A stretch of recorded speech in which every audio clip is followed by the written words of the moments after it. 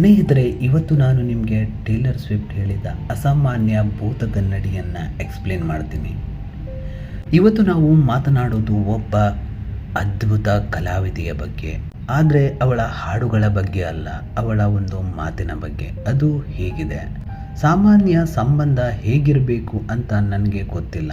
ಯಾಕಂದರೆ ನಾನು ಅಸಾಮಾನ್ಯವಾಗಿ ವರ್ತಿಸಲು ಪ್ರಯತ್ನಿಸುತ್ತೇನೆ, ಸಾಮಾನ್ಯ ಜಾಗದಿಂದ ಪ್ರೀತಿಸಲು ಪ್ರಯತ್ನಿಸ್ತೇನೆ, ಸಾಮಾನ್ಯ ಜೀವನ ನಡೆಸಲು ಪ್ರಯತ್ನಿಸ್ತೇನೆ. ಆದರೆ ನಡೆಯೋದೆಲ್ಲ ಒಂದು ಅಸಾಮಾನ್ಯ ಭೂತಗನ್ನಡಿ. ಅದು ಟೆಲಿಸ್ಕೋಪ್ ಲೆನ್ಸ್ನಂತೆ ಅದರ ಕೆಳಗೆ ಬಿದ್ದು ಬಿಡುತ್ತೆ. ಈ ಮಾತು ಯಾರ್ದು ಗೊತ್ತಾ? ಟೇಲರ್ ಸ್ವಿಫ್ಟ್ ಅವರದು. ಈಗ ನಾನು ಕೇಳೋ ಪ್ರಶ್ನೆ ಕೇವಲ ಅಭಿಮಾನಿಗಾಗಿ ಅಲ್ಲ, ಇದು ಎಲ್ಲರಿಗೂ. ಒಂದು ವೇಳೆ ನಿಮ್ಮ ಜೀವನದ ಪ್ರತಿ ಚಿಕ್ಕ ಘಟನೆಯನ್ನು ಒಂದು ದೊಡ್ಡ ಟೆಲಿಸ್ಕೋಪ್ ಮೂಲಕ ಜಗತ್ತು ನೋಡ್ತಿದ್ರೆ ನೀವು ಹೇಗೆ ಇರ್ತೀರಾ? ಅದನ್ನೇ ಇವತ್ತು ನಾವು ಅರ್ಥ ಮಾಡಿಕೊಳ್ಳೋಣ. ನಾರ್ಮಲ್ ಅಂದರೆ ಏನು? ನಾವು ಯೋಚಿಸೋ ಸಾಮಾನ್ಯ ಜೀವನ. ಅಂದರೆ ತಪ್ಪು ಮಾಡೋಕ್ಕೆ ಅವಕಾಶ ಇರಬೇಕು, ಕೆಲವೊಮ್ಮೆ ಕೋಪ ಬರಬೇಕು, ಮನಸ್ಸಿಗೆ ಬಂದಾಗ ಮುಂಜಾನೆ ಎದ್ದು ಕಾಫಿ ಕುಡಿಯಬೇಕು, ಬೇಕಿದ್ದರೆ ಒಂದು ದಿನ ಜಡ್ಜ್ಮೆಂಟ್ ಇಲ್ಲದೆ ಸೋಮಾರಿಯಾಗಿರಬೇಕು. ಆದರೆ ಟೇಲರ್ ಸ್ವಿಫ್ಟ್ ವಿಚಾರದಲ್ಲಿ ಆ ಸಾಮಾನ್ಯ ಸ್ಥಳವೇ ಬೇರೆಯಾಗಿದೆ. ಯಾಕೆ? ಅವಳ ಹಾಡುಗಳು ಕೋಟಿ ಕೋಟಿ ಜನರ ಮನಸ್ಸನ್ನು ಮುಟ್ಟಿದೆ.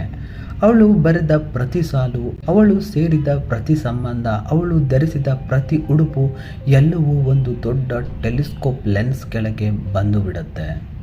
ಇದನ್ನೇ ನಾವು ಅರ್ಥ ಮಾಡಿಕೊಳ್ಬೇಕು. ಸಾಮಾನ್ಯ ಮನುಷ್ಯನಿಗೆ ಒಂದು ಸಣ್ಣ ತಪ್ಪು ಆದಾಗ ಅದು ಅವನ ಸ್ನೇಹಿತರಿಗೆ, ಕುಟುಂಬಕ್ಕೆ ಮಾತ್ರ ಗೊತ್ತಾಗತ್ತೆ. ಆದರೆ ಅವಳ ವಿಚಾರದಲ್ಲಿ ಅದು ಜಾಗತಿಕ ಚರ್ಚೆಯಾಗತ್ತೆ. ಈ ಟೆಲಿಸ್ಕೋಪ್ ನಿಜವಾಗಿ ಏನು ಮಾಡುತ್ತೆ ಅಂದರೆ ಅದು ಸಣ್ಣದನ್ನು ದೊಡ್ಡದಾಗಿ ತೋರಿಸುತ್ತೆ. ಅಷ್ಟೇ ಅಲ್ಲ, ದೂರದಲ್ಲಿರೋ ಅಪರಿಚಿತ ಕಣ್ಣನ್ನು ಆ ಸಣ್ಣ ಘಟನೆಯ ಮೇಲೆ ಕೇಂದ್ರೀಕರಿಸುತ್ತೆ. ಫೇಮ್ ಅನ್ನೋದು ಒಂದು ಅದೃಶ್ಯ ಲೆನ್ಸ್. ಇದು ನಿಮ್ಮ ಮೇಲೆ ಬೀಳೋ ಗಮನವನ್ನು ಕೇಂದ್ರೀಕರಿಸುತ್ತೆ, ಒಳ್ಳೆಯದಕ್ಕೂ ಕೆಟ್ಟದ್ದಕ್ಕೂ ಕೂಡ. ಟೇಲರ್ ಸ್ವಿಫ್ಟ್ ಅವರ ಸಂಗೀತದ ಯಾತ್ರೆ ನೋಡಿ. ಅವರು ಕಂಟ್ರಿ ಸಂಗೀತದಿಂದ ಪಾಪ್ಗೆ, ಅಲ್ಲಿಂದ ಇಂಡಿ ಮತ್ತು ಆಲ್ಟರ್ನೇಟಿವ್ಗೆ ಬಂದರು. ಇದು ಕೇವಲ ಸ್ಟೈಲ್ ಬದಲಾವಣೆ ಅಲ್ಲ, ಇದು ಒಂದು ಪ್ರಯೋಗಶಾಲೆ. ನಾನು ಹೊಸದನ್ನು ಪ್ರಯತ್ನಿಸಿದರೆ ಈ ಟೆಲಿಸ್ಕೋಪ್ ಅದನ್ನು ಹೇಗೆ ತೋರಿಸುತ್ತೆ ಎಂಬ ಪ್ರಶ್ನೆಗೆ ಅವರು ಸಾಹಸ ಮಾಡಿದ್ದಾರೆ. ಈಗ ಇನ್ನೊಂದು ಕಡೆ ನೋಡಿ, ಅವರ ರೀರೆಕಾರ್ಡಿಂಗ್ ಹೋರಾಟ. ಅವರ ಹಳೆಯ ಆಲ್ಬಮ್ಗಳ ಮಾಸ್ಟರ್ ರೆಕಾರ್ಡಿಂಗ್ಗಳು ಬೇರೆಯವರ ಕೈಗೆ ಹೋದಾಗ ಅವರು ಹೇಳಿದ್ರು, ನಾನೇ ಮತ್ತು ರೆಕಾರ್ಡ್ ಮಾಡ್ತೀನಿ. ಇದು ಒಂದು ಸಾಮಾನ್ಯ ಕಲಾವಿದನ ನಿರ್ಧಾರ ಅಲ್ಲ, ಇದು ಲೆನ್ಸ್ನಿಂದ ಬರುತ್ತಿರೋ ಒತ್ತಡವನ್ನು ಅರ್ಥ ಮಾಡಿಕೊಂಡು ಆ ಲೆನ್ಸನ್ನು ತಮ್ಮ ಕೈಗೆ ತೆಗೆದುಕೊಂಡ ಹಾಗೆ. ನೀವು ಯಾವಾಗಲೂ ಒಂದು ಪ್ರಯೋಗದ ಕೇಂದ್ರದಲ್ಲಿದ್ದರೆ ನಿಮ್ಮ ಪ್ರಯೋಗದ ವಿನ್ಯಾಸವನ್ನೇ ನೀವು ಬದಲಾಯಿಸಬೇಕಾಗತ್ತೆ. ಅವರು ಅದನ್ನೇ ಮಾಡಿದ್ರು. ಈಗ ಅವರ ಮಾತಿಗೆ ಹಿಂತಿರುಗೋಣ.